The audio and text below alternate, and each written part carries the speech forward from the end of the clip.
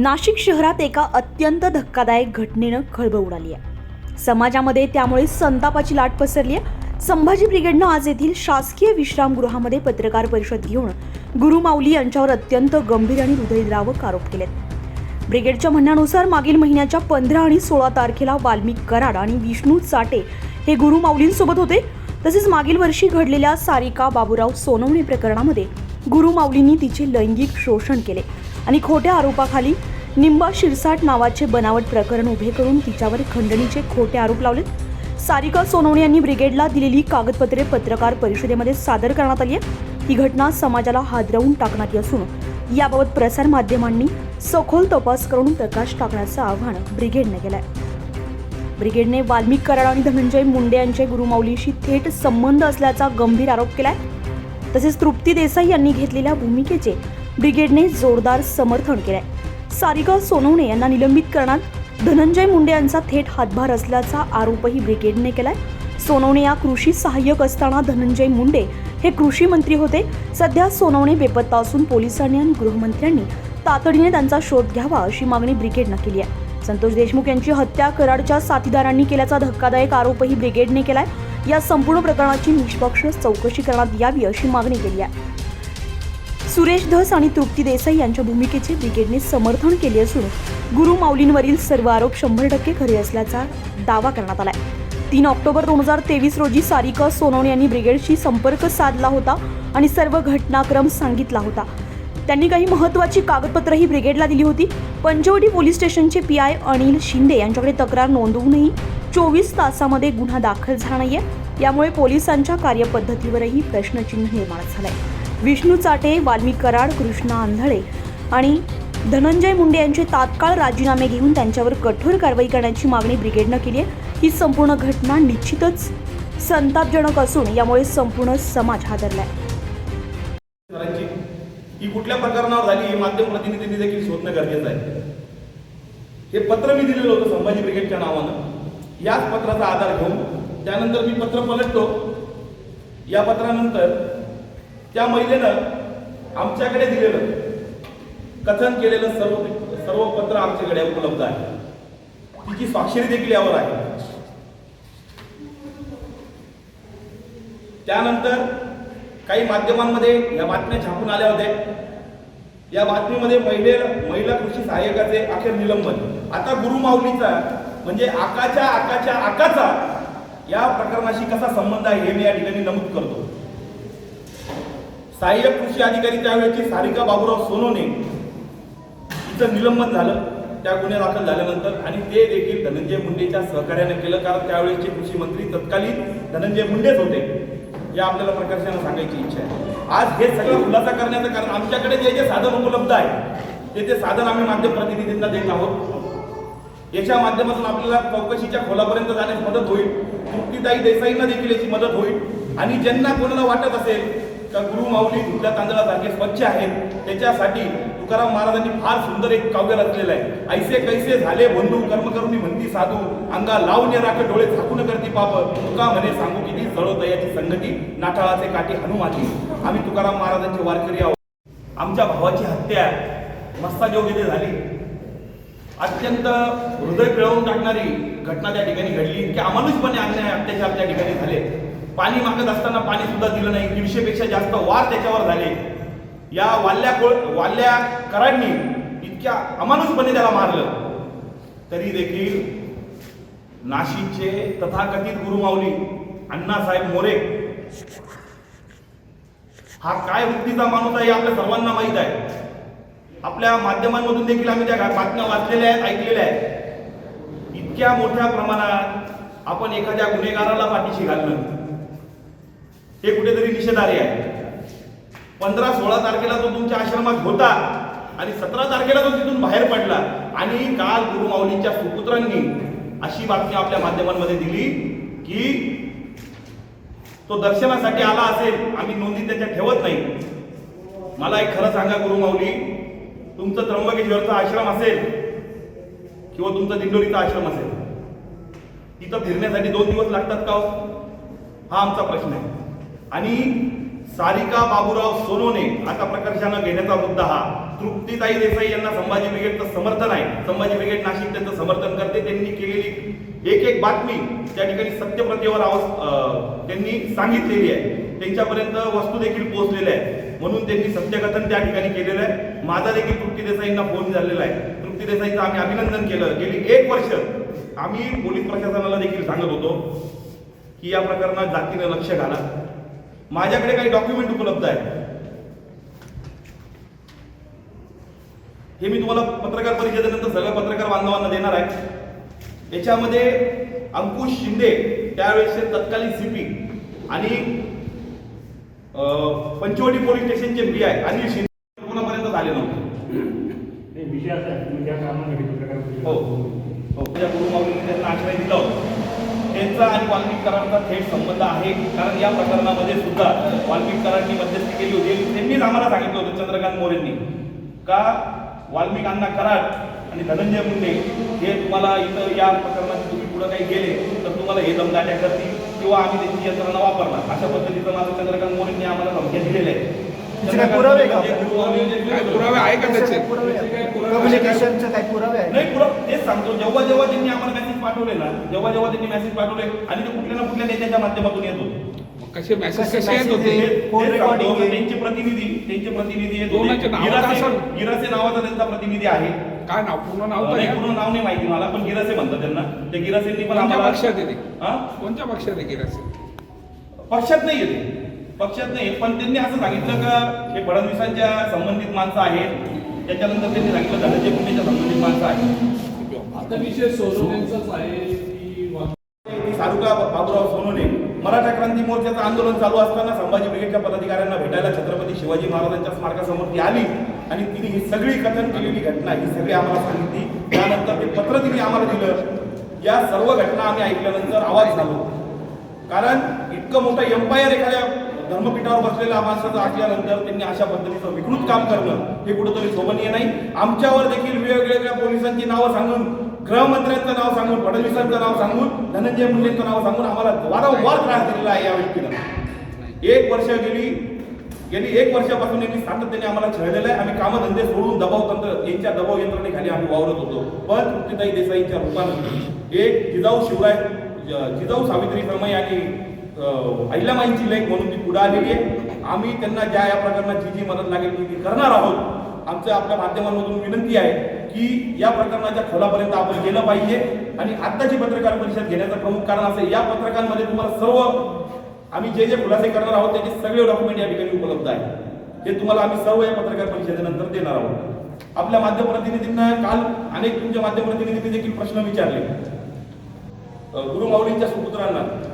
त्यावेळेला त्यांनी सांगितलं 21व्या शतकाचा आधार घेऊन का ग्लोबल आपण जात असताना आता कोणीही कुठल्याही टेक्नॉलॉजीचा वापर करून कशाही पद्धतीच्या बातम्या बनवतो किंवा कशाही पद्धतीचे व्हिडिओ ऑडिओ व्हायरल केले जातात. आम्हाला इतका दबाव यंत्रणा त्यावेळेला वापरली. प्रचंड दबाव यंत्रणेमध्ये आम्हाला वावरल्या गेलो आणि आमच्या काही प्रमुख आमचे साथीदार देखील आहेत. त्यांचे नावं घ्यायला मला त्यांनी सांगितलं होतं की आमचे नावं त्या पत्रकार परिषदेत घेऊ नये म्हणून त्यांचे नाव मी इथं घेत नाही. पण संभाजी ब्रिगेडच्या वतीने ही पत्रकार परिषद आम्ही घेत आहोत. याला वाचा कुठेतरी फुटावी आणि आमच्या मनात आत्मिक समाधान व्हावं. कारण मी स्वतः या विमानसेवेतून गेली 1 वर्ष जात आहे. म्हणून आपल्या सर्वांना सारिका बाबूराव सोनवणे मराठा क्रांती मोर्चाचं आंदोलन चालू असताना संभाजी ब्रिगेडच्या पदाधिकाऱ्यांना भेटायला छत्रपती शिवाजी महाराजांच्या स्मारकासमोर ती आली आणि तिने ही सगळी कथन केलेली घटना ही सगळी आम्हाला सांगितली. त्यानंतर ते पत्र तिने आम्हाला दिलं. या सर्व घटना आम्ही ऐकल्यानंतर आवाज झालो. कारण इतकं मोठं एम्पायर एखाद्या धर्मपीठावर बसलेल्या माणसाचं असल्यानंतर त्यांनी अशा पद्धतीचं विकृत काम करणं हे कुठंतरी शोभनीय नाही. आमच्यावर देखील वेगवेगळ्या पोलिसांची नावं सांगून गृहमंत्र्यांचं नाव सांगून फडणवीसांचं नाव सांगून धनंजय मुंडेंचं नाव सांगून आम्हाला वारंवार त्रास दिलेला आहे. या व्यक्तीनं 1 वर्ष गेली 1 वर्षापासून यांनी सातत्याने आम्हाला छळलेलं आहे. आम्ही कामधंदे सोडून यांच्या दबाव यंत्रणेखाली आम्ही वावरत होतो. पण तृप्तीताई देसाईंच्या रूपानं एक जिजाऊ सावित्री समय आणि अहिल्यामाईंची लेख म्हणून ती पुढे आलेली आहे. आम्ही त्यांना या प्रकरणात जी मदत लागेल ती करणार आहोत. आमच्या आपल्या माध्यमांमधून विनंती आहे की या प्रकरणाच्या खोलापर्यंत आपण गेलं पाहिजे. आणि आत्ताची पत्रकार परिषद घेण्याचं प्रमुख कारण असं या पत्रकांमध्ये तुम्हाला सर्व आम्ही जे जे खुलासे करणार आहोत त्याचे सगळे डॉक्युमेंट या ठिकाणी उपलब्ध आहेत. हे तुम्हाला आम्ही सर्व या पत्रकार परिषदेनंतर देणार आहोत. आपल्या माध्यम प्रतिनिधींना काल अनेक तुमच्या माध्यम प्रतिनिधींनी देखील प्रश्न विचारले गुरु माऊलींच्या सुपुत्रांना. त्यावेळेला त्यांनी सांगितलं 21व्या शतकाचा आधार घेऊन का ग्लोबल आपण जात असताना आता कोणीही कुठल्याही टेक्नॉलॉजीचा वापर करून कशाही पद्धतीच्या बातम्या बनवतो किंवा कशाही पद्धतीचे व्हिडिओ ऑडिओ व्हायरल केले जातात. आम्हाला इतका दबाव यंत्रणा त्यावेळेला वापरली, प्रचंड दबाव यंत्रणेमध्ये आम्हाला वावरल्या गेलो आणि आमच्या काही प्रमुख आमचे साथीदार देखील आहेत. त्यांचे नावं घ्यायला मला त्यांनी सांगितलं होतं की आमचे नावं त्या पत्रकार परिषदेत घेऊ नये, म्हणून त्यांचे नाव मी इथं घेत नाही. पण संभाजी ब्रिगेडच्या वतीने ही पत्रकार परिषद आम्ही घेत आहोत. याला वाचा कुठेतरी फुटावी आणि आमच्या मनात आत्मिक समाधान व्हावं, कारण मी स्वतः या विमानसेवेतून गेली 1 वर्ष जात आहे. म्हणून आपल्या सर्वांची ही कुठल्या प्रकरणावर झाली हे माध्यम प्रतिनिधींनी देखील शोधणं गरजेचं आहे. हे पत्र मी दिलेलं होतं संभाजी ब्रिगेडच्या नावानं. याच पत्राचा आधार घेऊन त्यानंतर मी पत्र पलटतो. या पत्रानंतर त्या महिलेनं आमच्याकडे दिलेलं कथन केलेलं सर्व पत्र आमच्याकडे उपलब्ध आहे. तिची स्वाक्षरी देखील यावर आहे. त्यानंतर काही माध्यमांमध्ये या बातम्या छापून आल्या होत्या. या बातमीमध्ये महिला कृषी सहाय्यकाचे अखेर निलंबन. आता गुरु माऊलीचा म्हणजे आकाचा या प्रकरणाशी कसा संबंध आहे हे मी या ठिकाणी नमूद करतो.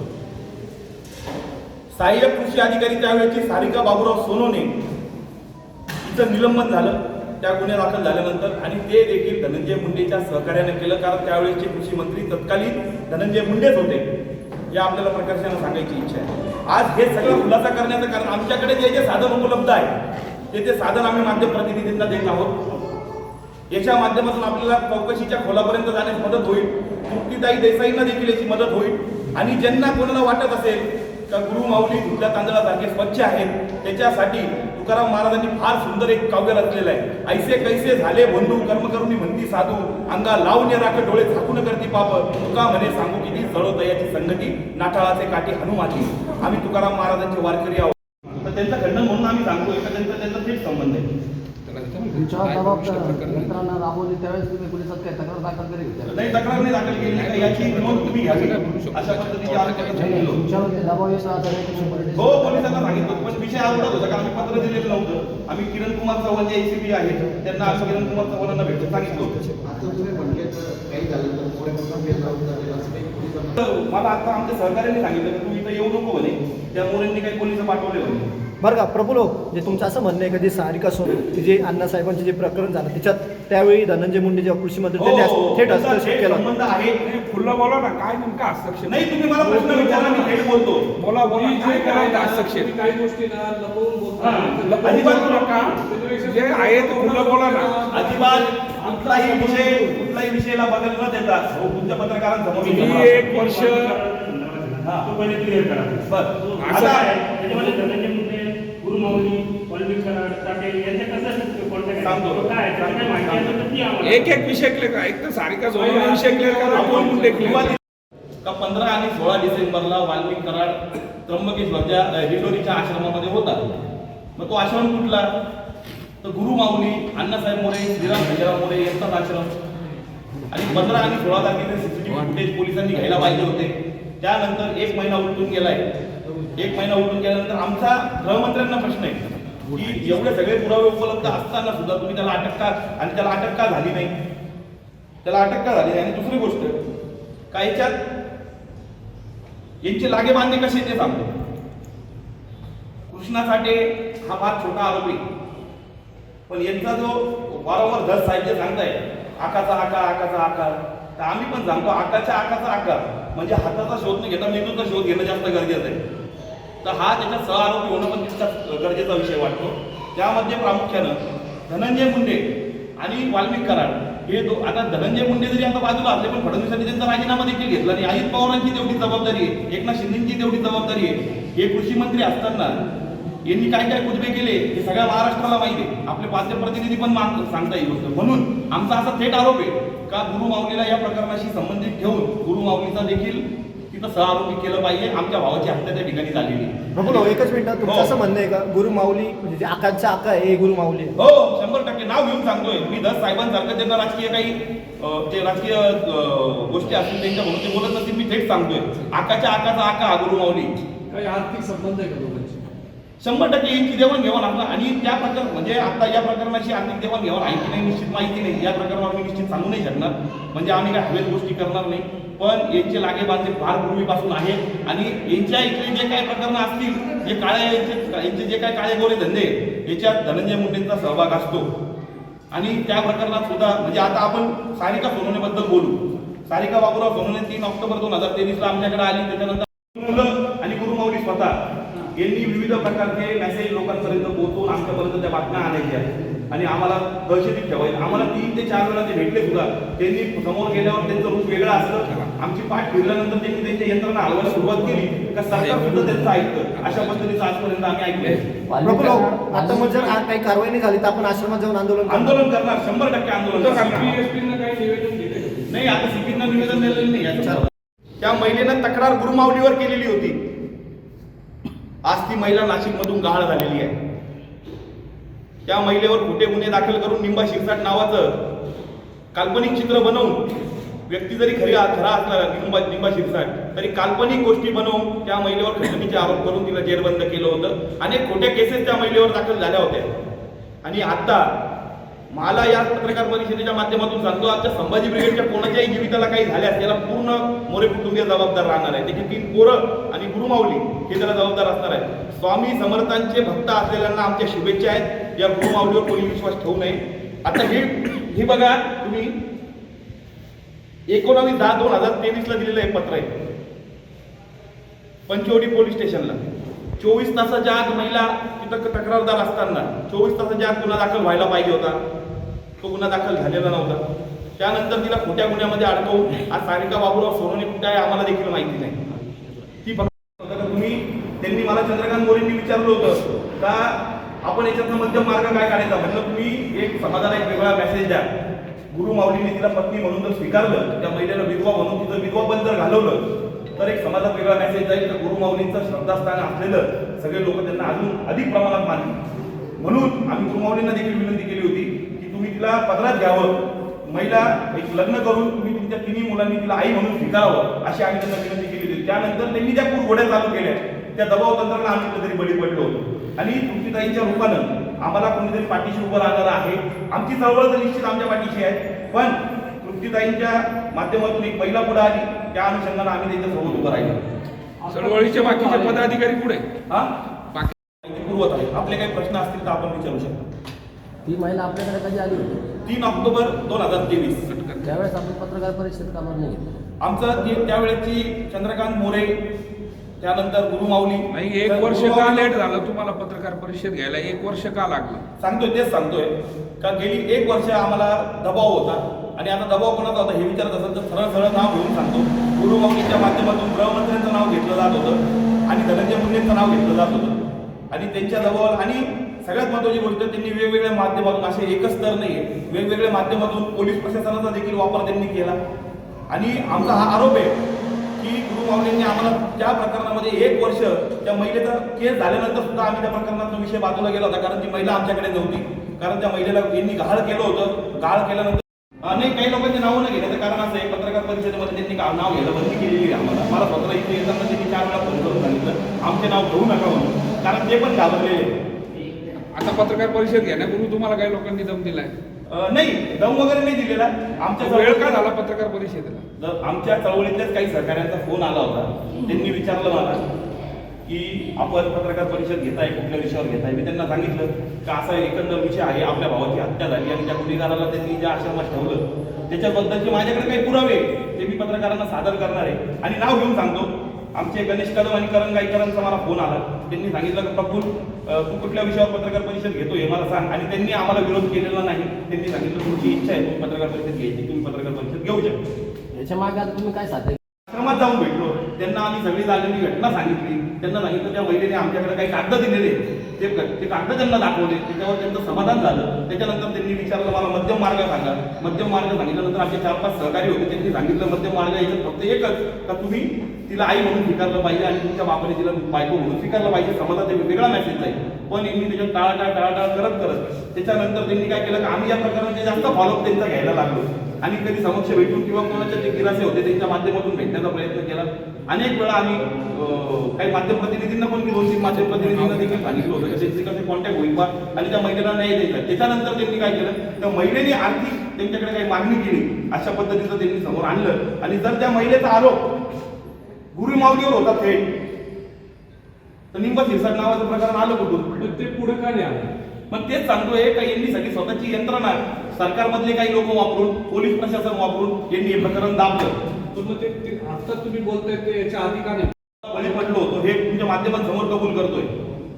आम्ही हे माध्यमांसमोर का कबूल करतोय की आतापर्यंत त्यांनी 1 वर्ष आम्हाला अशाच पद्धतीचा धाक दाखवून, कदाचित बघा इथं बसलेल्या प्रत्येकाला तुम्ही माध्यम प्रतिनिधी जरी असले तरी तुम्हाला देखील कुटुंब आहे, मला देखील कुटुंब आहे. तर त्याचाच आम्ही कुठेतरी धाक बाळगून होतो का यांनी कुठेतरी आमचा घातपात करायला नको. आणि या माझ्या सगळ्या सहकार्यांना ही गोष्ट माहिती आहे.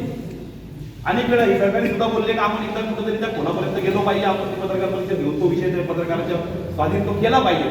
पण वारंवार तशाच पद्धतीच्या गोष्टी येत असताना मी इथं एकटा टार्गेट होईल या अनुषंगानं ही गोष्ट मला माहित होती, म्हणून मी आता तुमच्या पत्रकार बांधवांसमोर हे सगळं क्लिअर सांगतो. या पुढची काय भूमिका आहे आता संभाजी ब्रिगेड? आता यानंतरची भूमिका ही राहील का आता हे प्रकरण आम्ही तुम्हाला देतोय, या प्रकरणातनं जर काय तुमच्या माध्यमांमधून त्यांना जर अक्कल आली तर त्याच्यानंतर कमीत कमी देवेंद्र फडणवीस त्याच्यातून बोध घेतील, त्या धनंजय मुंडेचा राजीनामा घेतील आणि यांच्यावर कार्यवाही करतील.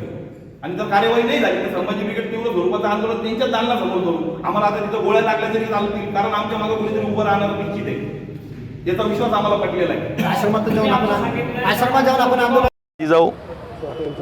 आज संभाजी ब्रिगेड नाशिकच्या वतीने शासकीय विश्रामगृहामध्ये जी पत्रकार परिषद आयोजित केली होती त्यामध्ये प्रामुख्यानं 2 विषय होते. एक म्हणजे 15-16 डिसेंबरला मुक्कामी असलेला वाल्मिक कराड गुरुमाऊलींच्या आश्रमामध्ये आणि त्याच्या आधी 1 वर्ष आधी घडलेली घटना सारिका बाबूराव सोनवणे, या दोन्ही प्रकरणाची सखोल चौकशी व्हावी याकरता आम्ही पत्रकार परिषद आयोजित केली होती. हा एक भाग. तृप्ती देसाईंच्या माध्यमातून ही घटना ज्यावेळेला समोर आली त्यावेळेला आम्हालासुद्धा ही भूमिका तुमच्या माध्यमातून जाणं जास्त गरजेचं समजलं. काही पत्रक आम्हाला त्या महिलेनं दिलेले होते, त्या आधारावर आम्ही ठोसपणे सांगू शकतो का धनंजय मुंडेचा आणि वाल्मिक कराडचा आणि गुरुमाऊलीचा म्हणजेच आकाचा म्हणजेच गुरुमाऊलीचा संबंध त्या घटनेशी आहे. त्याला देखील सहआरोपी करण्यात यावं ही आमची या पत्रकार परिषदेच्या माध्यमातून मागणी होती. तुमची मागणी जर मान्य नाही झाली तर तुमची पुढील दिशा आमची संभाजी ब्रिगेडच्या वतीनं आत्तापर्यंत संभाजी ब्रिगेडनं जी आंदोलनं बोललेली आहेत ती आम्ही केलेली आहोत. कारण आमचं कुठलंही आंदोलन पाकिटसाठी नसतं ना जॅकेटसाठी असतं. म्हणून आत्ता जर या प्रक्रियेमध्ये न्याय आम्हाला जर फडणवीसांनी न्याय दिला नाही तर आम्ही त्या तळापर्यंत जाऊन आम्ही तिथं आंदोलन आम्ही करून जे सहआरोपी होतील त्यांना आरोप करण्यासाठी आम्ही फडणवीसांना इथून पुढे निवेदनसुद्धा देणार आहोत. काही लोक आम्ही त्यांना भेटायलासुद्धा जाणार आहोत की या आश्रमामध्ये कुठले काळेगोरे धंदे चालतात याची देखील आपण सखोल चौकशी करावी अशी आमची आपल्या माध्यम प्रतिनिधींच्या माध्यमातून फडणवीसांना विनंती आहे. आकाच्या आका नेमकी कोण? गुरुमाऊली. मी थेट नाव घेऊन सांगितलं तुम्हाला. आणि धस साहेबांना काही राजकीय बंधनं असतील पण मी थेट सांगतो, आका म्हणजे हा वाल्मिक कराड आणि आकाचा आका म्हणजे धनंजय मुंडे आणि त्याचा आका म्हणजे हा गुरुमाऊली. ओके.